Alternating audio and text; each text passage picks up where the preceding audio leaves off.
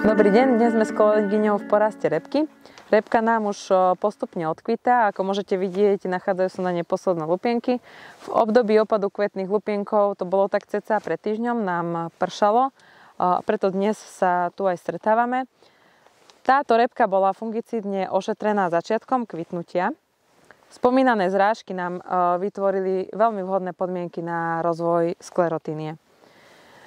Nakoľko tá obľubuje vlhkejšie prostredie, prehustený porast, prípadne podmačané pôdy. Askospory sklerotínie nie sú schopné priamej penetrácie do stonky. Pomáhajú im v tom kvetné lupienky, ktoré sa pri opade prilepia na pazuchy stoniek, kde je dostatočne vlhko. Patogén to potom využíva ako štartovací materiál na rozvoj mycelia.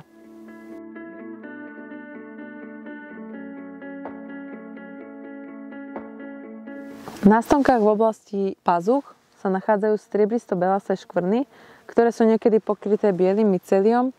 Neskôr biele mycelium sa bude nachádzať aj vo vnútri stonky spolu so skleróciami, ktorými patogén aj prezimuje. Vo vlhkejších rokoch je toto veľmi významná choroba, nakoľko dochádza k predčasnému odumieraniu rastlín a tým znižovaniu HTS-ky, znižovaniu obsahu oleja v semenách a predčasnému praskaniu šešú. Keďže ide o sezónnu záležitosť, tak zníženie úrody sa pohybuje od 10% v epidemiologických rokoch až do 50%.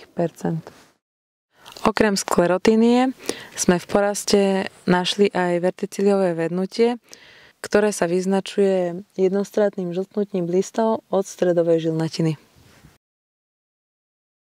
Dnes sa nachádzame na kontrole porastov repky. Na týchto pozemkoch bola použitá naša technológia ošetrení a ako môžete vidieť, tak repka je už po odkvitnutí a pazuchy listov sú čisté bez viditeľnej sklerotínie. A to najmä vďaka dobre zvládnutému fungicídnemu ošetreniu. Každý rok je tlak patogénov ovplyvnený poveternostnými podmienkami, ktoré sú u nás už z roka na rok extrémnejšie. Preto je veľmi dôležitá prevencia. Spôsoby prevencie všetci veľmi dobre poznáte, orba, osevný postup, ale aj pestovanie odolných odrôd a samozrejme je veľmi dôležité aj dobre načasované fungicídne ošetrenie.